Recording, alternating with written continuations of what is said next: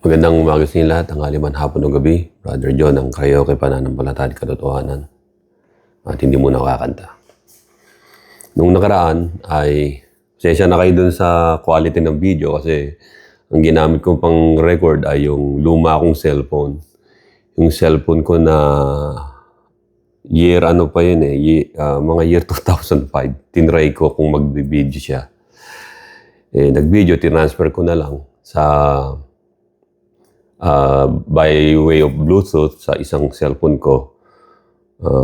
Pero hindi pala ganun kaganda yung quality. Pero hindi ko na inulit. Mapapagtiyagaan naman. No? Sa mga gustong makinig sa akin. Brother Joe ito ng karaoke pananampalataya at katotohanan. Yung title natin na nakaraan, this is the continuation. Ang title ay When Jesus Prayed, the Disciples Listened. At inuulit ko na sabi ng iba, kung Diyos si Jesus Christ, bakit nananalangin pa siya? Diyos na nga siya. Malinaw ho kasi na siya'y nagkatawang tao. Bumaba siya. At yung katangian ng kanyang pagka-Diyos ay hinubad niya. Maraming hindi ho naintindihan kasi binibilang nila kung ilan ang Diyos there is only one Holy One, God, the Holy One. At yung Holy One God na yun ay sa kanyang existence nakapaloob ang tatlong persona niya nung magpahayag siya. Wala ho kayong magagawa, wala tayong magagawa kung nagpahayag ang Diyos sa tatlo na persona. The Father, the Word, Jesus Christ, and the Holy Spirit. Tandaan ninyo na hindi magbabago ito hanggang sa matapos ang kasaysayan ng tao sa mundo, hanggang sa tupukin ng Diyos ang heaven and earth, yung space and earth o yung mga planets. At sabi ng Panginoon sa mga alagad niya, I will tell you plainly about God, about the Father, when that time comes na dumating na yung panahon na yun. So, ang Diyos hindi ho binibilang. Why? Because God is invisible. God is Spirit, invisible. God is Spirit, hindi nakikita. At tandaan ninyo na pag sinabing Holy Spirit, ang word na yun ay God Himself. But in the person of the Holy Spirit. When we say Jesus Christ, our Lord and Savior, we're talking about God, the Almighty, the Holy One. Because He called by the disciples, kahit sa Old Testament time, nang sabi dito sa yung messianic prayer niya sa Psalms 22 verse 1, which states, eto, my God, why have you forsaken me? Sino nagsalita nun? Doon sa Calvary, sa cross of Calvary, nung naka-crucified ang Panginoon, siya mismo. Hindi naman pwedeng i-recite yun ng mamamatay na yung isang tao, iisipin niya pa, ito dapat ang sabihin ko. Hindi. He was in pain and agony, si Jesus Christ. Kaya yung sabi ng prophecy, yung lalabas sa bibig ng Holy One ay, my God, why have you forsaken me? This was a prayer of the Messiah na in His human form ay meron siyang pain and agony dahil naranasan niya yung tinatawag na punishment from heaven instead of us to be punished. Kasi yung tinatawag na punishment ay tulad yan ng panahon halimbawa ni Noah, winipe out ng Diyos yung mga makasalanan. It's punishment. And Christ doesn't want Him to do it sa atin na pwedeng i-wipe out. Tandaan ninyo doon sa Gethsemane, nagpe-pray siya. Pinalakas siya ng anghel ng Diyos. Hindi man nakalagay doon, inoferan siya na maaring sinabi, Lord, gusto mo na hindi mo nadanasin ito, yung saro ng paghihirap, the cup of sufferings. Pwedeng i-wipe out ng Panginoon yung entire population ng earth and then dissolve ng earth. Wala nang nag-exist na earth. Kung meron mang mag-exist na earth ng mga tao, ay siguro ay nagsisimula pa lang ulit tayo, parang from the Stone Age. Sabi niya na iinumin niya yung saro ng paghihirap. Alam natin na ang isang angel ng Diyos, in one swipe ng kanyang sword, which is judgment, ay kayang pumatay ng, kung hindi ako nagkakamali, either 26,000 people in one strike. Kaya ilan lang populasyon ng tao noon. So, hindi niya ginawa na i-wipe out yung tao. Kundi, let him die instead of us doon sa cross of Calvary. Para ang sino man tumingin sa kanya ay maliligtas. Diba sabi, if I'm lifted up from the earth, all men will draw unto me. Ang he speaks about the final judgment, all men will gonna draw unto him, o magdodraw sa kanya, makikita na yung pala yung Son of God, yung Lamb of God, ng pangalan ay Jesus Christ, that was born in Bethlehem around 4 BC. A part ng tinatawag na yung tinatawag na springtime, yung kanyang kapanganakan, about springtime sa Northern Hemisphere. So ito, when Jesus prayed, nananalangin ng Panginoon, it is for us benefits. Pinakita niya sa mga alagad. When Jesus prayed, the disciple listens. Hindi ko nasasabihin, when Jesus prayed, God listened. God always listened to him. Tandaan ninyo. Kaya nga sabi niya sa panalangin niya, Psalms 16 verse 10, for you shall not leave my soul in Sheol. Jesus Christ as man, he prayed to God. Nakita ng mga Old Testament prophets na yung Son na yon, na siyang Messiah, ay nanalangin na, for you shall not leave my soul in Sheol, o yung libingan o kamatayan, nor will allow your Holy One, Christ as the Messiah God, Holy One. Makikita ninyo na yung Holy One na binabanggit ay inihula dito sa Psalms 16 verse 10, at yung Holy One na yon ay nagkaroon ng katuparan yon, at sinigundahan ito ni Isaiah sa Isaiah 47 verse 4, for our Redeemer, the Lord Yahweh of hosts, the Lord of hosts is His name. And then, sumunod na mga sentence, the name, the Holy One of Israel. Isaiah 40 verse 25, ang sabi rin dito, to whom will you liken me? God said, to whom you will liken me, or to whom shall I be equal? Says the Holy One. Sino yung nagsalita na sabi, saan ninyo ako tutulad at sino ang aking kapantay o ka-equal? Says the Holy One.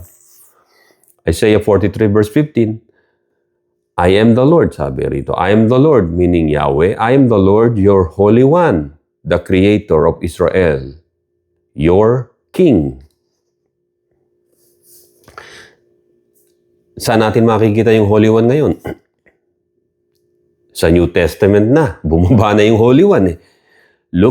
Sabi rito, Luke chapter 1 verse 35, and the angel answered and said to her, the Holy Spirit will come upon you. Sabi ng angel kay Mary, the Holy Spirit will come upon you, and the power of the highest will overshadow you. Therefore also, that Holy One who is to be born will be called the Son of God. Ito na. That Holy One, that the Old Testament prophets and kings na sinasabi that the Holy One is the Creator of Israel, the Creator of everything, the Creator of all things in this earth and heavens, who made the angelic host beings. Ang sabi, yung Holy One na yon ay who is to be born. So ipapanganak yung Holy One. Ibig sabihin, ipanganganak ang Diyos. Mayroong sinasabi, imposibleng ipanganak ang Diyos ng isang babae na pangalang Maria. Posible, ayan o, nakasulat na. Nangyari na. Ngayon yung mga hindi makatanggap nito, bakit, ano pang reason ginagamit ninyo ang Bible? Ang ginagamit ninyo ang Bible namin na salita ng Diyos. So makikita natin na kayo ay hindi kapanalig ng Diyos, kundi kayo ay kalaban ng Diyos. Kayong mga gumagamit ng Biblia, subalit hindi naniniwala na si Jesus Christ ay Holy One na bumaba at isinilang ni Mary, ni Virgin Mary. Kaya sabi rito, ulitin ko, may mga Christian naman na asar kay Virgin Mary. Galit na galit. Did Christ, dinisrespect niya ba si Mary as her mother on earth nung bumaba ang Panginoon? Hindi. Ginagamit ng ibang Christian to, sabi, ang tawag kay Mary ay woman. Woman. Dahil sa karamihan ng mga tao, nagbigay ang Panginoon ng example kasi kumatok yung mga tao ron sa yung mga kasi nangangaral ang Panginoon dun sa isang bahay, kung maalala ninyo, di ba? Dumating ang mga kapatid ng Panginoon, yung mga anak talaga ni Mary kay Joseph, tsaka si Maria, hinahanap siya. Tapos kumatok sa parang sinabi ng kumatok, excuse me, Yeshua, yung nanay mo, nasa labas, hinihintay ka. Kailangan ka. Ngayon, dahil yung nagbalita na yon ay meron siyang tinatawag na discrimination yun eh. Yung sinabi nung, basahin nyo na lang doon sa lalaki. O napag-utusan siya na Ang tinatanong dito ay yung tumawag sa Panginoon, yung mga magulang mo nasa labas at yung mga nakikinig sa Kanya. Pinalalabas nito na yung tumawag yung nanay mo, Mr. tao ka lang, sumunod ka sa nanay mo. But Jesus Christ said, who is my mother? Kasi makikita natin sa book of Luke 1:35, sinabi na ng Angel Gabriel na ang Holy Spirit ay ma-overshadow si Mary, which is the baptism of the Holy Spirit, and the power of the highest will be overshadow you. Therefore also, that the Holy One who is to be born will be called the Son of God. So yung isinilang ni Mary ay Son of God, na siyang sinabi ng angel na Holy One. That's your God. That's the God. Kaya nga umawit si Mary, di ba? Nagpasalamat siya sa God and His Savior, yung ipapanganak niya, na nasa sinapupunan niya na. Kaya sinabi ng Panginoon, who is my mother? Those who listening to the Word of God, tatawagin niyang mother. It does mean na si Mary hindi nakikinig siya. Kaya hindi. Special ang pagkatawag kay Mary, tandaan ninyo, mga Christian na nagagalit kay Mary, you're antichrist. Kapag nagagalit kay Virgin Mary. Dahil, kasi sinasamba ng mga Roman Catholic na ayaw, ngayon nagagalit kayo sa Roman Catholic dahil ayaw nyo maging katulad nila. Ngayon, kung ano yung pinapahalagahan nila, kamumuhian nyo naman. That is wrong. In the first place, yung sa Roman Catholic, are they ang paniniwala ba niya yung ba talaga yung Mary ng Bible? In my own opinion, no. They're not the Mary of the same Bible. Yung sa kanila. Kaya masasabi natin, leave them alone. If they wanna get punished in hell, so be it. Napinili nila eh. Pero may mga Katoliko na umalis na ron. Tulad ko, my other relatives, hindi naman ako tumagal sa Roman Catholic when I was a child. Pumupunta ako dati ron. Tapos magti-teenager. Lolokohin ka pa ng pare. Hey, young man, how are you? Yung mga Italianong pare. Italian. So, sa akin, I open up my mind, my faith, and I receive Jesus Christ. He is not the same Jesus Christ na pinoportray ng Roman Catholic. Yung Jesus Christ ng Bible, my Jesus Christ of the Bible, from the Bible, it's different from their Jesus Christ, tandaan ninyo. Because maraming Christ na lalabas sa mundo, sinabi na ng Panginoon, di ba?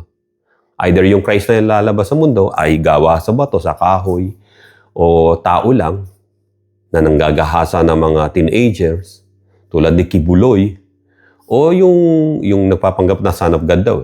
Yung iba pang mga preachers, kahit yung mga preachers ng mga ibang protestante, ang mga charismatic group na nangahalay ng mga babae, mga teenager, mga lolokohin nila o yung mga may asawa o anumang religion, bahala sila sa mga buhay nila.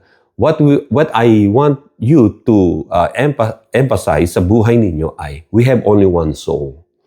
At yung soul natin ito ay hindi namamatay. Tandaan nyo, our soul, your soul, my soul, ay eternal. Intact yan.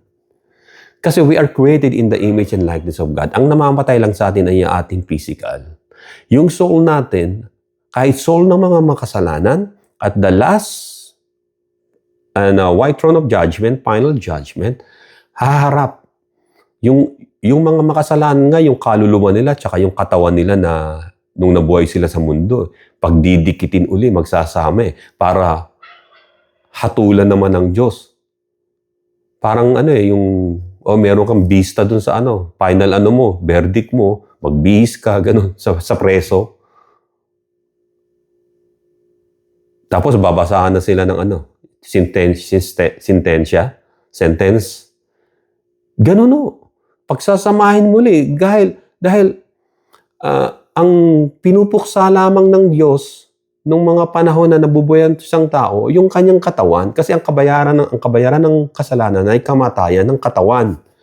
Meron tinatawag na spiritual death naman. This is the broken connection of a man to his creator. Yung wala na siyang, disconnected na siya, wala nang spiritual happiness sa buhay niya, hindi na siya spiritual alive. Meaning, yung kanyang mind ay overpowered na ng darkness. Kaya makikita ninyo na darating sa kanya yung tinatawag na separation of the body and the soul, which is death. Ang mananatili sa tao at hindi namamatay, magpakailanman kahit katulad ng mga angel, ay yung soul. Kasi dinamitan lang tayo ng Diyos ng body, ng earthly bodies. We're not evolved. Hindi tayo nag-evolve sa monkey. We're just, yung soul natin na siyang tinatawag na totality ng ating pagiging human, ay yung soul natin. Either yung soul ng tao, either may progress siya sa paggawa ng evil, o meron siyang tinatawag na capability to love and to be loved, o capability to worship God. Kasi siya magdidesisyon nun . Kaya ginawa tayo ng Diyos na may free will, not just like a controlled animal o tame animal or robots. Kaya dito makikita nyo na si Jesus Christ ay siya yung Holy One na bumaba, isinilang ni Mary. Sabi ng iba, hindi nga pwedeng isilang ang Diyos dahil ang Diyos sa Espiritu. Ang sabi nga ng Biblia, nagkatawang tao, huwag matigas ang ulo . Nagkatawang tao siya. Dito pa lang, sabi, nagkatawang tao na siya nung nabautismo na siya ng Espiritu Santo ng Diyos, si Mary. Nagkatawang tao ang Panginoon sa Kristo doon sa womb ni Mary. Hindi sa womb ng ibang tao, kundi sa womb na pinili ng Diyos. Hindi na lang biglang lumitaw ang Panginoon na tao kagad. Hindi, isinilang siya. Kinakailangan maisilang muna siya. Tulad ng pagproseso sa isang tao. 9 months sa tiyan, di ba? At isinilang. Kasi yun ang magiging witness na yung ipapako sa cross of Calvary ay tao na from his origin is from everlasting to everlasting. At siya yung tao o yung tinatawag na handog sa kasalanan ng tao. Kaya nga, si Jesus Christ, siya ay Diyos na nagkatawang tao. Malinaw yun na at ang sabi ng Biblia, tignan muna natin yung yung ibig ko sabihin. Ito, basahin mo natin dito. Ang sabi rito sa sulat ni Apostol Pablo sa mga taga-Pilipos o Philippians chapter 2. Basahin natin dito. Sa verse 6, Ang sabi, kahit siya'y likas at tunay na Diyos, ang tinutukoy dito si Jesus Christ. Kahit siya'y likas. Ang sinabing likas is just like, likas is like natural. Born natural, parang ganun. Yung, halimbawa, iba yung, halimbawa sa US, natural American citizen, parang iba to sa sa tinatawag na American citizen talaga o yung US citizen. Yung ipinanganak. Ayoko nang gamitin yung terminology ng ganun. Baka sabihin naman ng iba na baka pumasok tayo sa niya, mayroong mga tinatawag kasi anchor babies, yung ganun. Hindi na tayo gagamit ng ganun. Kasi medyo delicate yung terminology ng ganun. Gagamitin mo yung isang citizenship para mapatunayan na ikaw ay citizen ng isang bansa na yan. Ito na lang, basahin ko. Sa Philippians chapter 2, verse 6, kahit siya'y likas. Natural, meaning yung original, tunay, kahit siya'y likas at tunay na Diyos. Yung nature niya yun, kahit siya'y likas at tunay na Diyos, hindi niya ipinagpilitang manatiling kapantay ng Diyos. Kita niyo nung bumaba ang Panginoon sa Kristo. Hindi niya pinagpilitang manatiling kapantay ng Diyos. Yung tinatawag na word, logos, hindi yung Father. Yung logos, siya yung bumaba. Hindi siya nanatiling kapantay. Kasi pababa siya sa earth. Sa halip, sabi verse 7, kusa niyang hinubad ang pagiging kapantay ng Diyos. Hinubad niya ang katangian bilang kapantay ng Diyos. Doon sa langit. Yung glory niya nandun iniwan. Kumbaga sa, halimbawa, meron kayong pupuntahang gala night o party. Nandun yung yung mga gandang damit sa mga babae, dress na talaga. May mga diamonds pang nakatahi doon sa damit, halimbawa, ganun. Masyadong elegante yun. Masyadong elegante. Bababa, pupuntahan yung damit nyo na yung panggala party, ibig sabihin. Pupunta lang kayo sa birthday ng, halimbawa, inimbitahan kayo sa mahirap na tao, di ba? Ikay mayaman, inimbitahan ka sa birthday party ng mahirap na tao, susuotin mo ba yung damit mo panggala? Mamahalin? Di ba hindi? Hindi dahil sila'y mahirap na tao, kundi nakibagay ka. Magdadamit ka ng katulad nila. Naintindihan nyo? Katulad lang nila. Misto yung nakikilevel ka sa kanila. Ganun ang ginawa ng Panginoon. Yung katangian ng pagka-Diyos, yung glory niya, yung authority niya, ay hinubad niya ang katangian ng pagka-Diyos. Iniwan niya sa kaharian ng Diyos. Iniwan niya sa kanyang kingdom. Kaya sabi rito, sa halip kusa niyang hinubad ang pagiging kapantay ng Diyos at naging katulad ng isang alipin. Naging katulad ng isang servant. Ipinanganak siyang tulad ng mga karaniwang tao. Makikita natin dito si Mary, di ba? Sinilang niyang Panginoon. Ipinanganak siyang tulad ng mga karaniwang tao at nang si Kristo'y maging tao. Nakita niya. At nang si Kristo'y maging tao. Ibig sabihin, meron siyang tunay na kalagayan at anyo na tunay. At si Kristo ay naging tao. Hindi tao lang. Kayong mga iglesia ni Kristo na manalo, wake up. Pinipilit sa inyo na si Kristo tao lang. Pero tandaan ninyo, yung mga leader ninyo, nagpulong-pulong yan.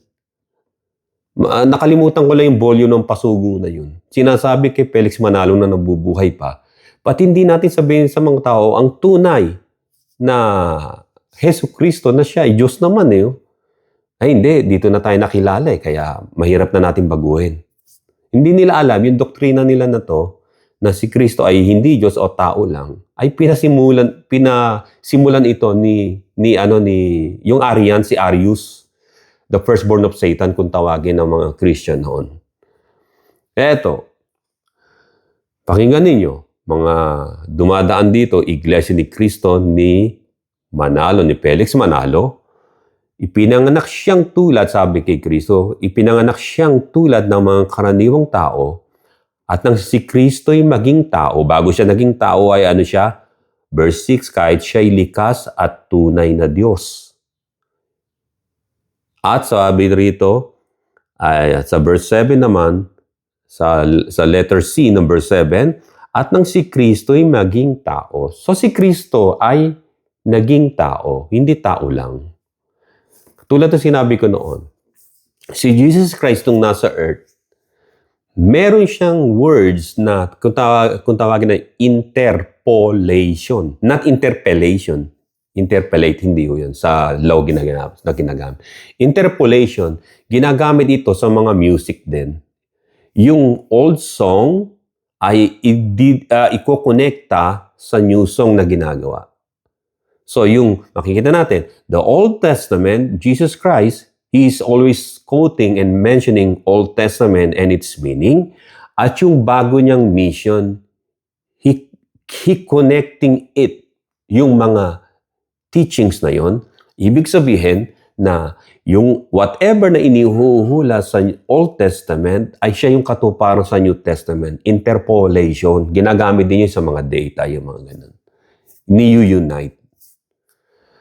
Ang sabi rito, sabi sa verse 8, nang nagpakumbaba siya, si Jesus Christ, na ang kanyang tunay na likas at katangian, likas at tunay na Diyos. Siya ay nagpakumbaba at naging masunurin kanino? Sa Ama. Nagpakumbaba at siya ay naging masunurin hanggang kamatayan, maging ito man ay kamatayan sa krus. So ininim niya yung saro ng paghihirap. Meron siyang chance na hindi nga inumin yun eh. At mababago lang yung tinatawag na kasaysayan ng daigdig.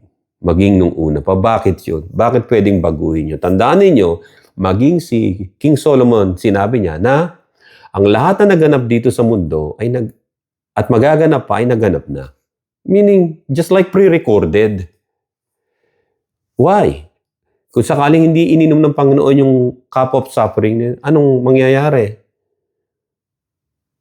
Alam niyo kung mangyayari? Ay, i-reverse lang, babalik lang doon sa tinatawag na, kasi meron tinatawag na dimensions, mga portals na God o our Lord Jesus Christ can enter into that portal na daanan na yon. And then, from that portal ay pwedeng, o doon sa dimension na, pwede siyang, doon sa Old Testament, babalik siya at babaguhin niyang lahat doon. And then, pagdating dito sa era na to ay hindi na ganito. Lagi niyong tatandaan yan. Maging si Abraham, he went into the portal. Noon maghahandog siya dun sa nang susunugin, di ba? At sinabi na yung mga kaapu-apuhan mo, like 430 years, magiging alipin sa Egypt. Di ba nakakatulog siya? Actually, yung pagkatulog niya, just like nag-hibernate siya, parang si Adam. Na yung pagkatulog ni Abraham ay actually dinala siya sa future. At nakipamuhay siya ron, naglakad-lakad din siya kasama ng mga Jew, yung mga kaapu-apuhan niya. Nakita rin ni Abraham yung tinatawag na nakatayo ng pyramids of Egypt. At maaaring nakita rin ni Abraham yung mga sinaunang tao ron kasi until na walang nakakaalam kung paano na itayo yung pyramids of Egypt. Kahit anong mga modern type of equipments and architecture or engineering methods, hindi kayang gawin. Tandaan niyo yung mga panahon na yon. Nag-i-exist pa rin yung mga giants. Bumababa sila come and go. Maaaring nakita ni Abraham yun. So, pumasok siya sa era ng future na yon, yung mga Israelites ay inaalipin ng mga Egyptians. At makikita ninyo na nanghilakbot siya, di ba? Kasi, totally pumasok siya ron. Dinala siya doon sa future. He went into the dimension. Yung dimension na yun ay only God knows. If he wanted to open it sa isang tao o sa isang propeta. Nagawa na nga pala yun ni Jeremiah. Na dinila ng Diyos si Jeremiah sa dimension na yon, yung bago pa lang nililika yung earth o nire-recreate yung earth. Nakita niya, di ba? But kaya dito, sabi rito, ay naging masunuri ng ating Panginoon. Kaya yung mga pananalangin ng Panginoon, pinakita niya sa mga alagad na para tularan natin, nananalangin ng Panginoon para gayahin natin. Dahil alam natin ang Panginoon ay hindi niya kinakailangan ng tinatawag na miracle sa Ama. Because in the beginning, sabi rito, kahit siya ay likas at tunay na Diyos. Kaya makikita nyo na hindi niya ipinagpilitang manatiling kapantay ng Diyos. Kaya ang Panginoon sa Kristo ay nananalangin. Kasi sa kalagayan niya bilang human, ay hindi niya kapantay ang Diyos. Sa level na nandito siya sa earth. Pero makikita natin, yung existence niya, siya ay, yung isinilang ni Mary, ay Holy One. Meaning God. Holy One, na sinabi rito na hindi siya nakipantay. Kasi kung kapantay niya yung Ama, hindi siya maipapako sa krus. Ayun ang common sense doon. Hindi siya mapagbabantaan ng mga tao. At makikita natin dito na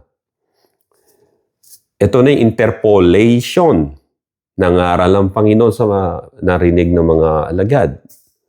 Sinabi ng Panginoon sa mga Hudyo na I and the Father are one. Interpolation yon na ang tinutukoy ng Panginoon yung kanyang tunay at likas na tunay na Diyos, na pagka-Diyos.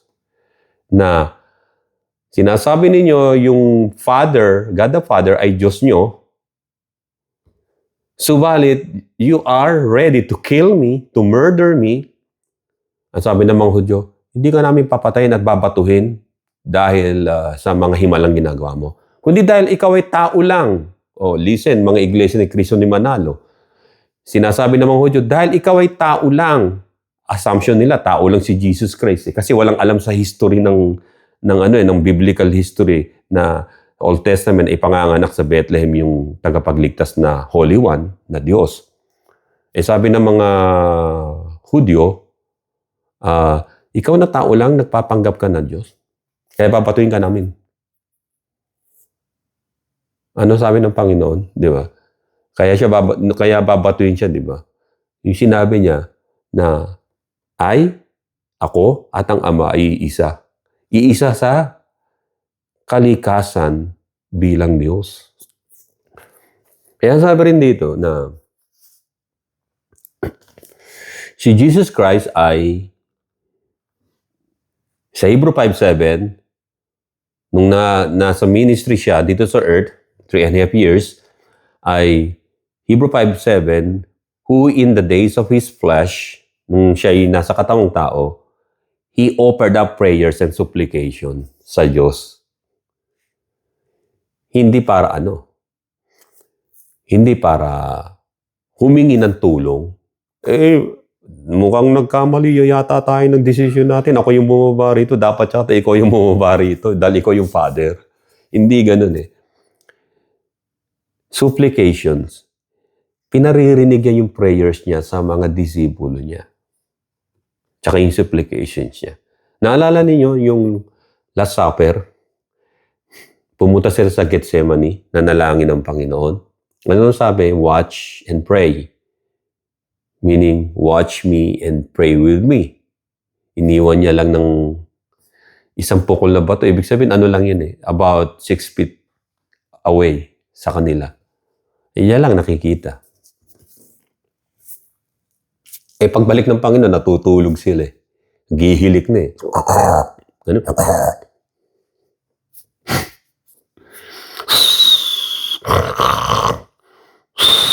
Sa pagod Kakakain lang nila nun sa upper room di ba? Last supper nga Inubos nila siguro yung mga tira-tira doon. Sarap ng tulog sa ganun Sa Gethsemane pa, mahangin-hangin ng konti. Maliwanag yung buwan. Makakatulog ka talaga. Tapos naririnig mo yung mga kuliglig, di ba? Yung mga sikaya ba yung tawagin? Makakatulog ka nga. Gising kayo. Hindi mo kayo makapag-stay sa akin ng at least 1 hour sa pananalangin. Siyempre, gigising yung mga yun siguro. Nakugugunita ako. Uy, Pedro, gising ka, gising. Okay lang kami rito, Lord. Sige. Magpe-pray kami Ito. Kalimitan mga Christian, ganun, di ba? Okay lang. Sige. Lord, okay lang po ako magpe-pray. Maya. Ayan gaganda na. Babagsak na yung ulo. Nagtulugan na sila. Kung ilang beses bumalik ang Panginoon. Ngayon, yung saro ng paghihirap na yun, yung panalangin. Ang narinig lang nila, yung babbling words ng Panginoon. Kasi nga natutulog sila, sayang na maaari yung cup of suffering na ito. Tapos bumaba yung anghel nga, di ba, pinalakas siya. Hindi nila hindi nila narinig yung sinabi. Isipin nyo kung narinig nila yung gising sila, nag-watch talaga sila, maisusulat nila rito yung na pwede palang baguhin ng Panginoon ng history o istorya. History ng mundo, ng mga tao, ng earth, at papasok sa isang tinatawag na dimension o portal o panahon para baguhin. Ngayon, nung nandun na sila, iba na.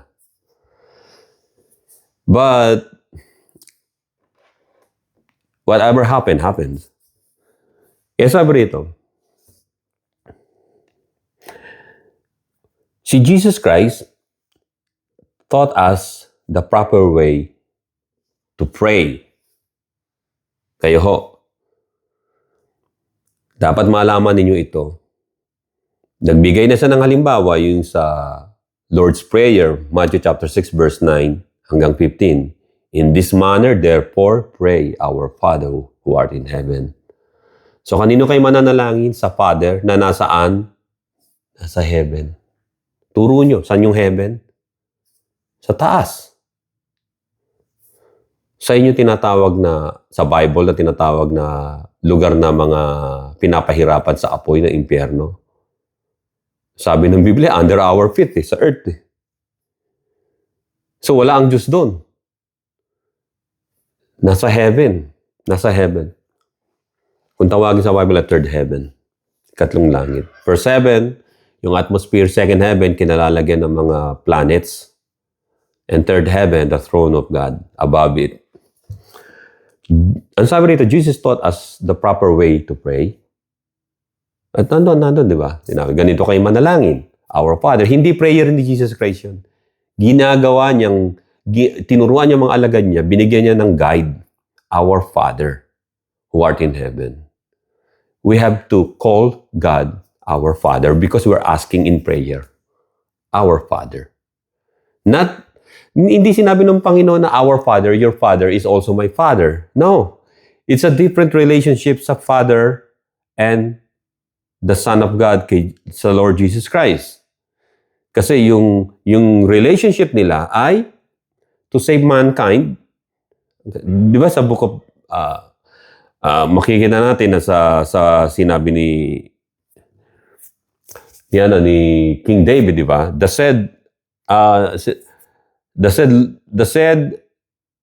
Lord said to my Lord, sit at my right hand until I make thine enemy your footstool. At hindi lang yon, yung sinasabi rito,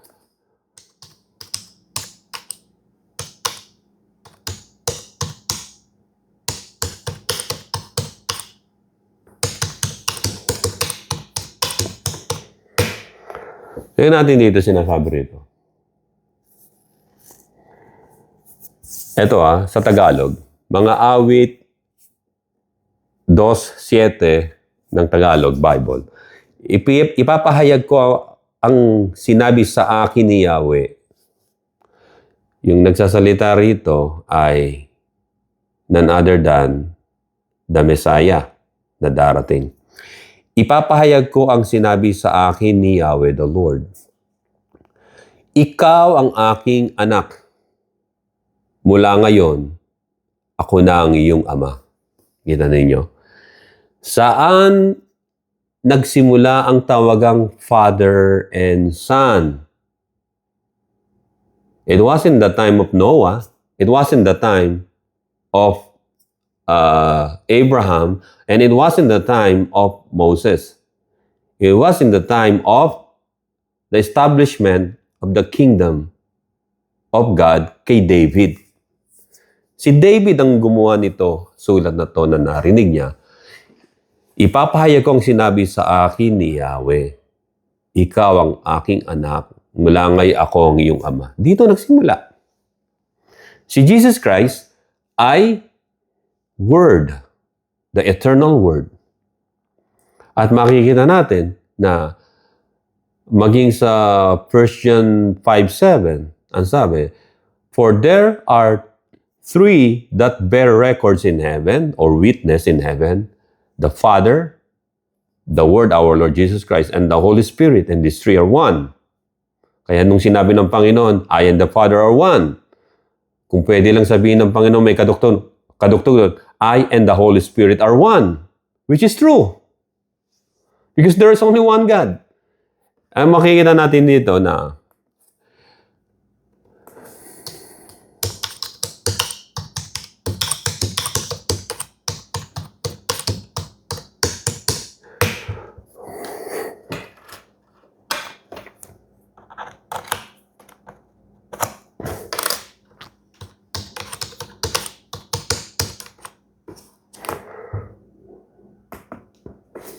type ko lang Ang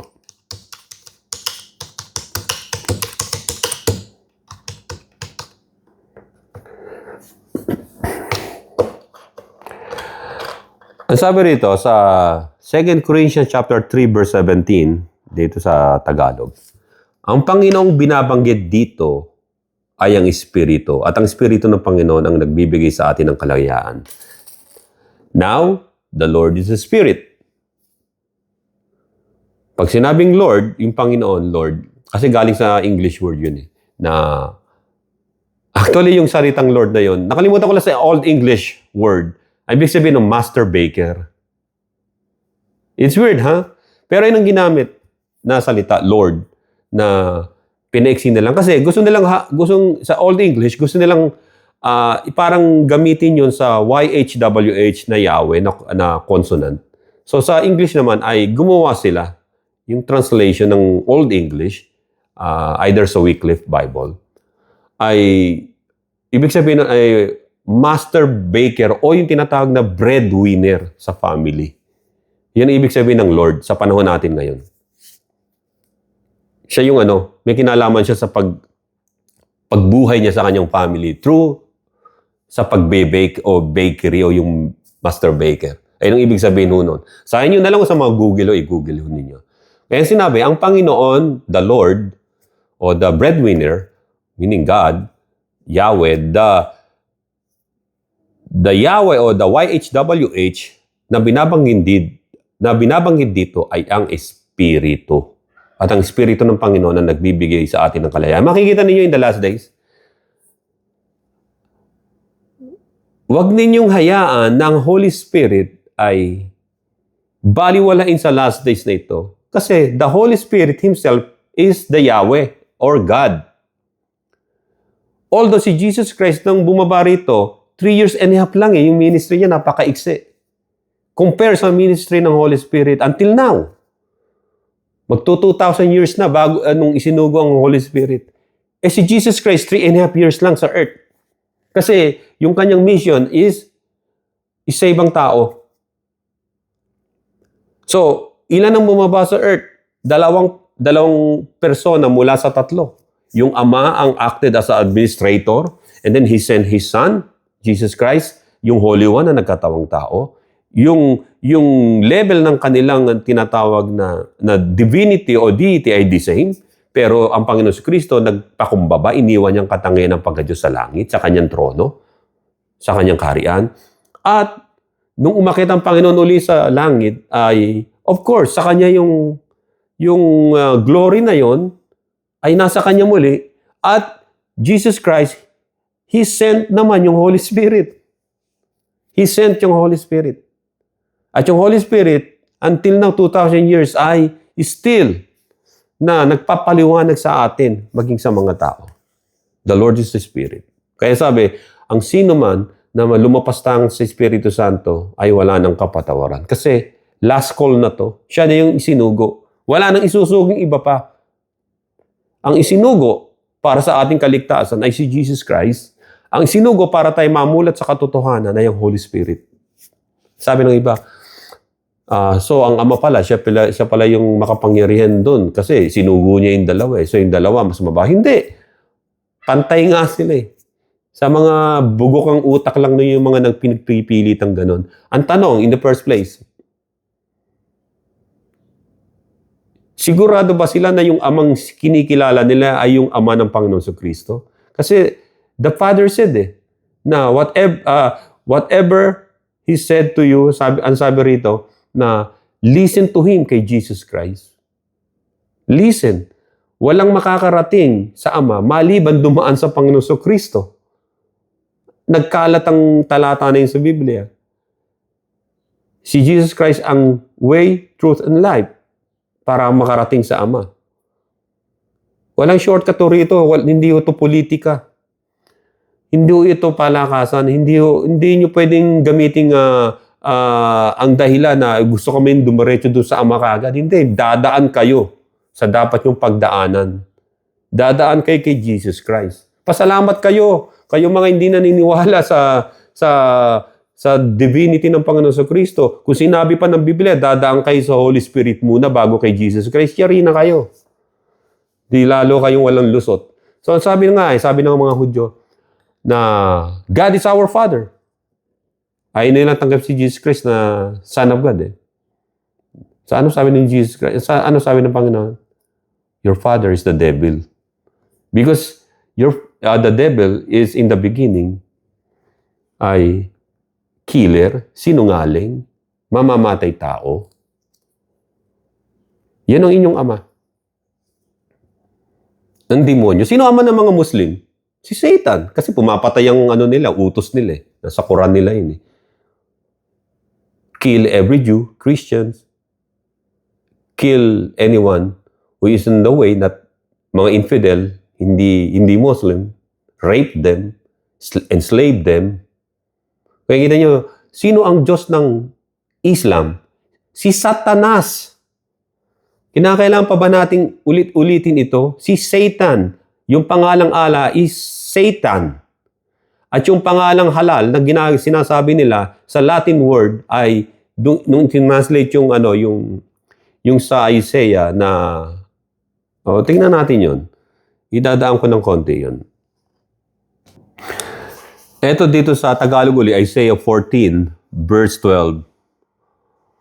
O maningning na bituin sa umaga, morning star yun, na sinasabi, anak ng bukang liwayway, bumagsak ka rin sa lupa at nahulog mula sa langit, ikaw na nagpasuko sa mga bansa.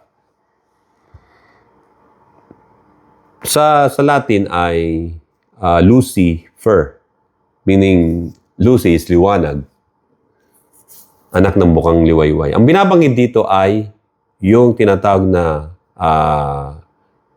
guardian cherubim. Yun dati si Lucifer, si Satan, dating cherubim. Bumagsak ka rin sa lupa at nahulog mula sa langit. Ikaw na nagpasuko sa mga bansa. Sa Aramaic word, yung salitang Lucifer na inilagay dito, yung tinatawag na fallen na liwanag, ay Halel. Halel. Dahil sinulat sa Hebrew ay halal.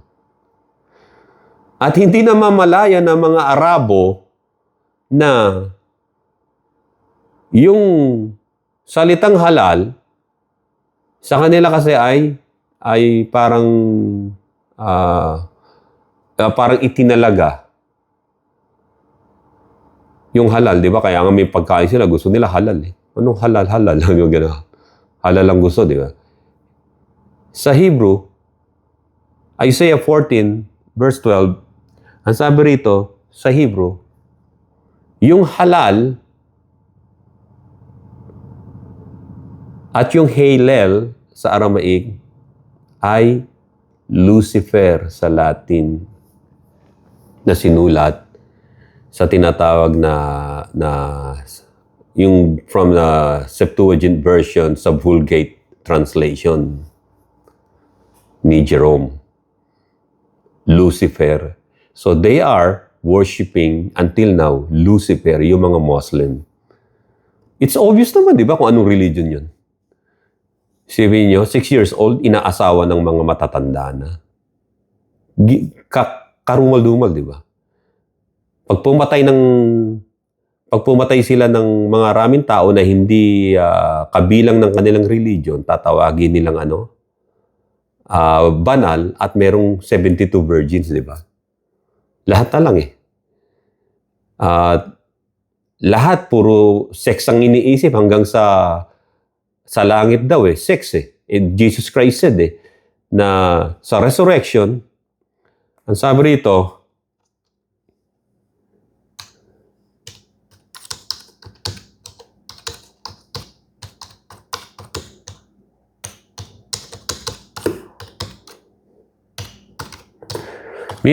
meaning sa heaven,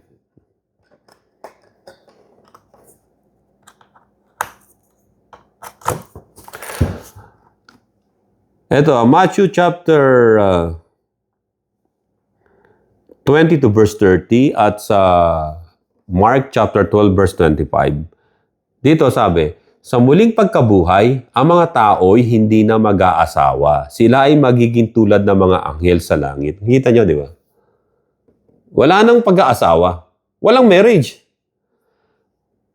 Mark chapter 12 verse 25. Sa muling pagkabuhay, ang mga tao ay hindi na mag-aasawa. Sila ay magiging katulad na ng mga anghel sa langit. Sipin nyo, sa langit walang pag-aasawa doon. Yung mga demonic Muslims na kaya na-engage silang pumatay ay ng mga hindi Muslim ay dahil sa pangako na magkakaroon sila ng 72 virgins. Baka naman 72 grandma. Mga grandma nila. Sila lang yun. Eto, mga kapatid, ito. Sa pananalangin natin, nagturo ang Panginoon ng tunay na pananalangin. Una, Jesus taught us to pray with our eyes lifted up to heaven. Laging pag nananalangin si Jesus Christ, ating Panginoon, He always look upon the heaven. Why? Dahil ang Diyos ay nasa langit. Wala sa ilalim ng lupa. Tignan yung mga Muslim, pag nagdadasal sila, they don't lift up their eyes and face to heaven. Mananalangin sila, dapat yung pagtayo nila nakaharap daw sa papuntang Mecca. Pero actually, makikita ninyo, I observed that. We observed that. When I was in Iraq, yung mga prisoner namin, mga Muslim, maraming mga Muslim, nagsabay-sabay sila nananalangin. Mostly sila, Sunni, Shia, magkakaibang grupo sila. 3 minutes lang ang pagitan nila kasi mag-aaway yung mga demonyong yun. Mga parehong Muslim yun, pero papatayin yun kasi Sunni yung isa naman Shia Muslim. They don't get along together. So nagpe-pray sila. They always bow down their head ground. At doon nila binabanggit yung dasal nila. Makikita nyo, di ba? Nakatuwad. That's not the kind. Hindi yun ang tunay na prayer na tinuturo sa atin ng Panginoon. Jesus Christ taught us to pray with our eyes lifted up to heaven. Hindi yung ulo nyo, idududot nyo sa lupa. Sino ang nandun sa ilalim ng lupa? Hell. Demons. Kaya sabi rin dito, yung iba nagsasabi, di ba yung mga evil spirit nasa himpapawid din? That's true, yung mga nila. But when you pray to God, magkakaroon ng tinatawag na gateway to heaven, just like Jacob's ladder. Lift up your eyes to heaven. Sabi nga na John chapter 17 verse 1, Jesus lifted up His eyes to heaven during prayer. Tumingala siya, tumitingala siya. Kaya kung mananalangin kayo, bakit sa heaven? Para wala kayo nakikita sa paligid ninyo. Kasi makikita nyo yung example, yung isang Pariseo nanalangin. Paano siya nanalangin? Parang yung mga Hudyo ngayon sa Wailing Wall, ganun ang ganun. Yung mga hababuhok na kala nyo, kanyo hippie. Hindi nila maitingan yung mukha nila sa langit. Doon lang sa wall. Kasi kapag ay level nyo lang, makikita nyo yung mga tao, may mga sexing babaeng lumalakad. Paano kayo mananalangin, di ba? Okay, pagdating na yung maniningal ng utang, yung Bombay, si Bombay. Kaya pag mananalangin kayo, Jesus said, lift your eyes up to heaven. Mananalangin kayo. That's the right way to pray. John chapter 41 verse 11, and Jesus lifted up his eyes and said, Father, I thank you that you have heard me. So, ganito manalangin ng Panginoon. Tinataas niya yung kayong mga mata sa direksyon ng langit. Jesus taught us to pray without being seen by men. Tandaan ninyo, tinuruan tayo ng Panginoon, kung mananalangin kayo, yung hindi kayo nakikita ng sinumang tao. Huwag kayong tumulad sa mga mga hipokrito, tulad ng mga Muslim na yan, na tumutuwad pa doon sa mga park. Sa best nga, meron akong binili dito sa store dito sa Walmart, yung pickup truck ko. Naghahanap ako ng parking lot Igaganon ko na yung Biglang merong nakatuwad na Muslim doon, meron pang flying carpet niya. Yung carpet niya. Doon nagdadasal. Buti na lang, alisto ko. Kundi ba naman estupido de bobo, yung mga tao na yun, nananalangin doon kay Satanas sa lupa, nakatutod yung niya. Buti hindi ako dumiretso, kundi siguro sabi yung iba, sayang, sana din diretso mo na. Hindi naman ako ganun. Alisto ako. Baka mamaya, homeless na natutulog yun. Muntik na rin ako makasagasa nun. Homeless. High siguro sa drugs. Buti na lang kung babaling akong ganun. Lagi akong gumaganon, tumitingin. Ayan. Oh, may tao. So, makikita natin, yung mga tao na yun, pinakikita sa tao na, ay, kami, Muslim kami. Na?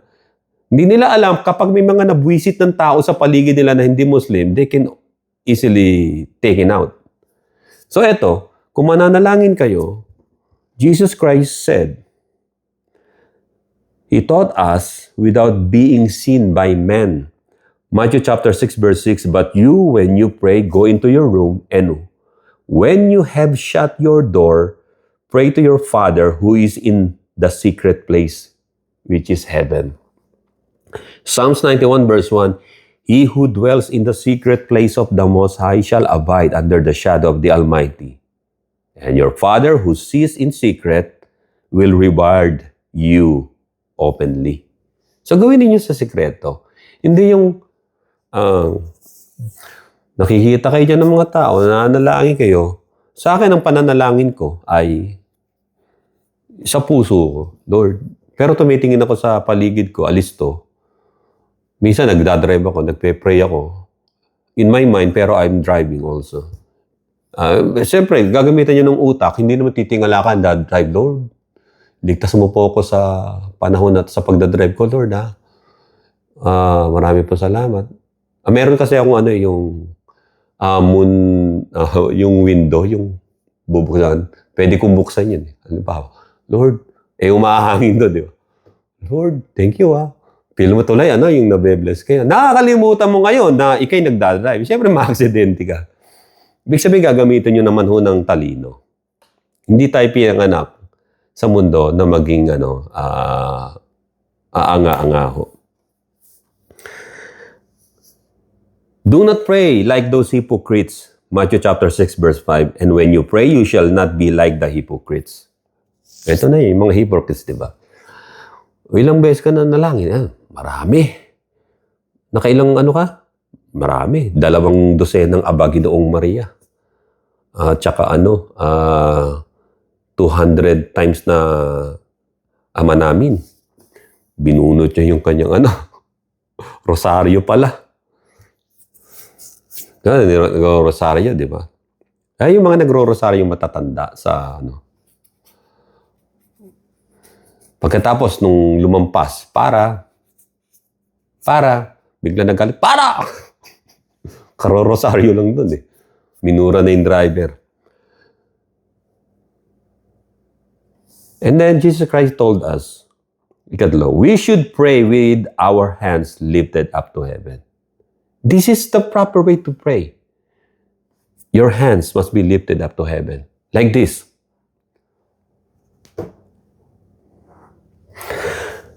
1 Timothy chapter 2 verse 8, I desire therefore that the men pray everywhere, lifting up holy hands without wrath and doubting. So, kikita nyo, nakataas ang kamay, hindi nakatuwad, hindi ang mukha nakasubsob sa lupa, kundi lift your eyes up to heaven with your hands like this. Lord, you're talking to God. Yun mismo, ganun ang manalangin ng Panginoon. Nagbigay siya ng example. Ang sabi nga ng Ezra chapter 9 verse 5, sabi rito, I fell on my knees and spread out my hands to the Lord my God. Hands lifted up to the heaven. Ikalawa, pwede rin kayong manalangin na nakaluhod. Iba yung nakatuwad sa nakaluhod. Nakaluhod, bended knee, on bended knee. And di ko lang maipakita sa inyo ng ano. Imagine niyo na lang, nakaluhod ako rito, tapos yung kamay ko nakaganon. Nakaganon sa langit. Si Ezra, ganon ang panalangin niya. At pinakinggan siya. We should pray to God on bended knee, lifting our hands to heaven. Take note on that. Ayun ang panalangin na itinuturo ng Panginoon. Take note also, we should only bow down to the one true God. Kung kayo'y magbabow down sa Panginoon, one true God. Tulad ng ginagawa ni Apostle John, na naniniklohod, nagbabow down. Pag sinabing nagbabow down, ay yung ikaw ay gumagalang ng gusto sa Panginoon. Bow down like yumuyukod, like that. And then, either bend on bended knee, and then yumukod kang ganon. Nananalangin ka, na nakayukod. Pakumbaba sa Panginoon. Ito, tingnan niyo yung mga ginagawa, ito yung warning sa atin to. Tingnan niyo sa Isaiah chapter 2 verse 8 hanggang 9. Ito yung mga tinatawag na mga inspired by the demons, na mga nananalangin sa mga false idols nila noong panahon ni Isaiah. Isaiah chapter 2 verse 8 hanggang 9, their hand is also full of idols. They worship the work of their own hand, that their own fingers have made them. Verse 9, people bow down and each man humbles, o nagpapatira pa, himself. Therefore, do not forgive them. Kaya sabi, na hindi pinapatawad ng Diyos ang gumagawa ng ganun. Unang-una, yung mga taong nananalangin sa mga idols, yumuyukod pa, nagbabow down, ay hindi sila sa Diyos na nanalangin. Do not bow down like these demonic religious people na sinasabi sa Isaiah 58 verse 5. Is it to bow down his head like a bulrush, and to spread out sackcloth and ashes? Alam niyo kung ano to? Kaya nakita to ni Isaiah kasi ganito ginagawa, kinokopya ng mga Hebrew people noon, ng mga Jew, yung mga Arabians sa mga Arabians. Is it to bow down his head like a bulrush, yung mga pagtuwad ng mga Muslim, and to spread out sackcloth and ashes? Pag sinabing sackcloth, ay hindi pa noon kasi tawag doon yung carpet eh. Sackcloth ang tawag doon. Carpet yun. Yung niluluhuran nila. Na huwag daw tayong tutulad sa mga yon, na nagbabow daw sila yung head nila at like a bulrush, yung mga gumaganong-ganon, yung parang damo na gumaganong-ganon pag ginahangin. Mga Muslim yun. Doon nila nakuha yun.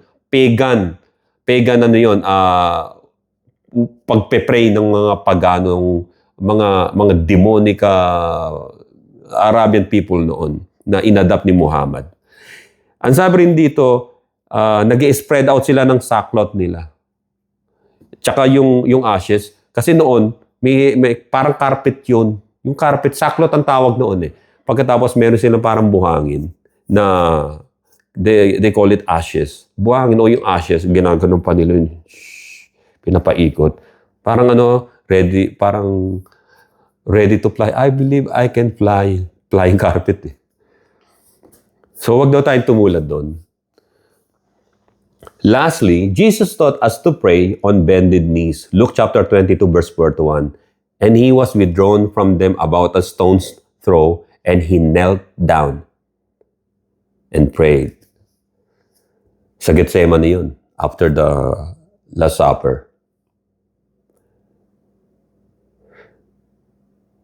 He knelt down. Luluhod ka. Huwag niyo luluhuran ang inyong boyfriend o girlfriend na, please naman, huwag mo akong i-break. Ayokong mawala ka, hindi ko kayang mawala ka. Yung luluhod-luhod pa, di ba? Maraming ganun babae na bola ng mga lalaki. Yung lalaki, syempre, luhod lang eh. Luhod. Sige na, wag mo ko i-break, wag mo ko i-break. Baka yung babae, hindi niya alam yung lalaki na yun na lumuhod sa kanya, sanay din lumuhod sa kapwa niya lalaki. Alam yung ibig ko sabihin, di ba? Homosexual pala.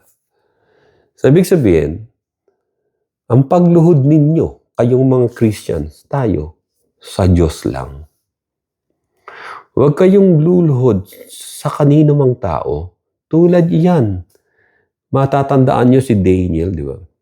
Kilala nyo sila sa Shadrach, Meshach, at Abednego.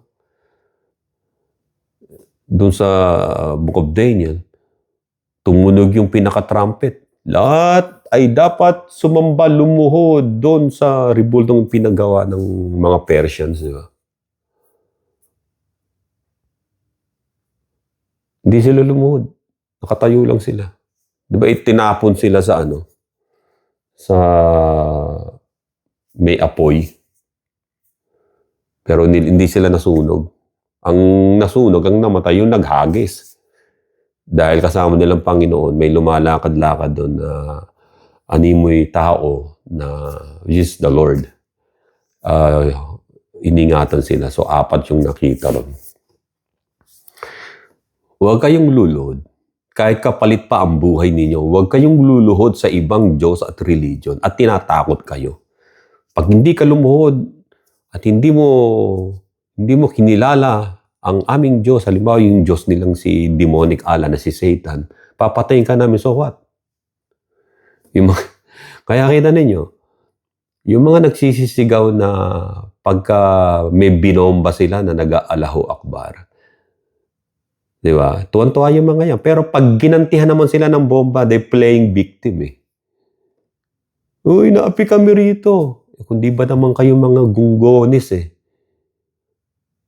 Nag-terrorize kayo, natural, gantihan kayo. Makikita ninyo na si Satanas, kapag nilaso niya yung utak ng mga tao na yun, una, sira mga DNA ng mga yun, sila nag-aasawahan, kakamag-anak. At sa init ng panahon, balot ng balot yung ulo nila, di ba? Yung utak nila, iba na yung iniisip talagang. It's a really an evil kind of religion na nagiging cause ng downfall ng mga tao. Akala nila sila yung mananatili. God will gonna take revenge on them because they killed innocent people nung sinauna pa. And I believe in that. And I believe that merong mga savior to save the world from this demonic Islamic religion na mga titindig yan hanggang sa dumating ang araw na rapture of the church. And then sa rapture of the church, wala nang ahad lang sa mga demonic religions na yan sa all over the world. Wala na. Magsasama-sama na sila. They gonna bound each other. Kasi tandaan ninyo, yung mga Muslim na yan, kahit mag-lead yan sa buong mundo o sa isang bansa, sisirain lang nila because after they remove non-Muslims sa lugar nila, they will kill each other naman. Yun ang sinasabi ng Sharia law nila. They will kill each other. Sila na may magpapatayan. Sipin nyo, imagine niyo kung naging Islamic world ng buong mundo. Sila naman na magpapatayan. Kasi wala na silang pagpapatayin. Sila-sila na lang. Nakakita nyo kabalustugan ng ganong religion na under sa influence ni Satan. So mga kapatid, sa pananalangin pa lang, ang sabi rito, balik tayo, we should pray on our bended knees, Jesus said, because it is a form of humility, which is humbleness, submission to the will of the Father of God, and it's an absolute form of worship on our bended knee when we pray. Especially also when you lift your hands, spread your hands. At kapag nasa labas naman kayo, stare at heaven. And then you can pray at least seconds. Because sa pagbanggit mo sa prayer mo, you don't need like, Lord, detalyado Lord, pupunta ako dito sa mall, ingatan mo ako, dadaan kasi ako dito sa alam niyo yung maraming computer games, yung mga games, kasi baka matukso ako, Lord, ilayo mo po ako doon At saka pagkatapos, Lord, siguro, akyat muna ako doon sa second floor elevator. Kasi kakain muna ako, baka magugutom ako noon. Lord, pagpalain mo ako at saka sana, provide mo bigyan mo ako ng pera, pangangailangan. Ang daming plano di ba? Lord, pagkatapos nito, mag-window shop ulit ako, bababa ako sa may SM doon. Ingatan mo po ako kasi maraming mga yung mga, chismosang mga saleswoman. Nung umuwi ako sa Pilipinas, saglit lang. Sa SM punta ako Sa SM, nakarating rin ako sa MOA. Parang malayo yun, maraming SM naman sa may Parañaque doon. May bibilin ako. Bibili ako ng yung mga pasalubong na mga langka na gano'n Hindi ko alam, marami pala rito sa US din. So, sabi ko, pwedeng pabili ng Sabi ko, na-curious lang ako Sabi ko, pwede magtanong, sana hindi kayo magalit. Ano po yon sir? Eto hindi ko lang alam kung bakit ganito. Bakit pare-pareho kayo ng height? Sabi ko. Bigla nagtawanan yung mga sales lady, mga Pilipina. Ano yan? Sabi ko, ba't pare-pareho kayo, hinari kayo, pare-parehong height? Ano yung parang walang lamangan? Hindi nagtatawanan lang sila. Sabi ko, hindi. Kahit doon May height requirements ba yan? Ayan, delete nila siguro mga 5. 5 lang sila hanggang 5'1". Ay, hindi sir, kasi dito kami, siguro dito kami na-assign merong binabagayin siguro kasi yung mga tinda nila kasi hindi naman ganun katataas siguro para kita kaagad sila pagka naman yung may aabutin na mga matataas na sa upper shelves, mga medyo matatangkad naman siguro. Sabi ko, ba't pare-pareho? Tsaka yung uniform niya talagang iisa. Meron pang parang kala niyo nasa aeroplano Oh well, sabi ko, maaring maaring requirement sa inyo yan. Ayun, nagtatawanan lang sila ron. So dito, makikita ninyo mga kapatid na si Stephen, the first martyr, sa Acts chapter 7 verse 60, before he died, stoned to death ng mga taong makasalanan, he knelt down while being stoned to death and prayed. Nagpe-pray siya. Either he prayed intensely na nakaganito, nakaluhod siya. Hanggang sa siya namatay. Si Apostle Paul, ang sabi niya, he bowed his knees to the Father. Ephesians chapter 3 verse 14. Lumuluhod siya sa Diyos lamang, sa Ama. Even Prophet Daniel, he knelt to pray 3 times a day pa siya na nagpe-pray na from morning and then afternoon and then evening before he go to bed. Nagpe-pray siya na nakaluhod as a symbol of humility, humbleness sa Panginoon, submission.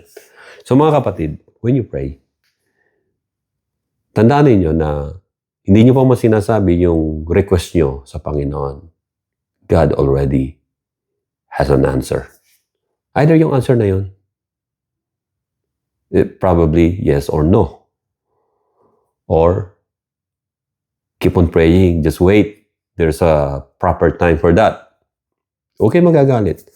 Kung hindi kayo nasagot kagad sa panalangin ninyo, halimbawa, lagi ko dinidin ito, nagiging mababaw ang maraming Pilipino na ang kanyang puso ang pinaiiral. Nagpe-pray na ako matagal sa babaeng ito, bakit hindi pa rin ako sinasagot? Nagpe-pray ako. Ang tanong ko sa'yo, alam ba naman ba na nililigawan mo siya? Hindi nga eh. O, di ligawan mo, di puntahan mo. Ngayon, tandaan mo, ang salitang busted, pag na-busted ka, huwag sasama ang loob mo. At least sinabi mo sa kanya, yung nararamdaman mo. Ngayon, kung mababusted ka, hindi pa huli lahat sa'yo. Hindi ka gusto eh. Huwag mo pagpilitan ng sarili mo. Meron naman mga babae, puso pa rin ng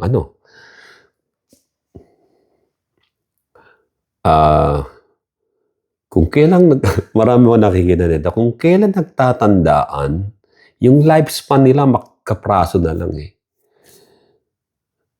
Naghahanap pa rin ng lalaking makakasama sa buhay. Nakikita niyo yung marami na akong narinig na ganyan sa mga social media. Yung babae, may mga anak na at malaki na.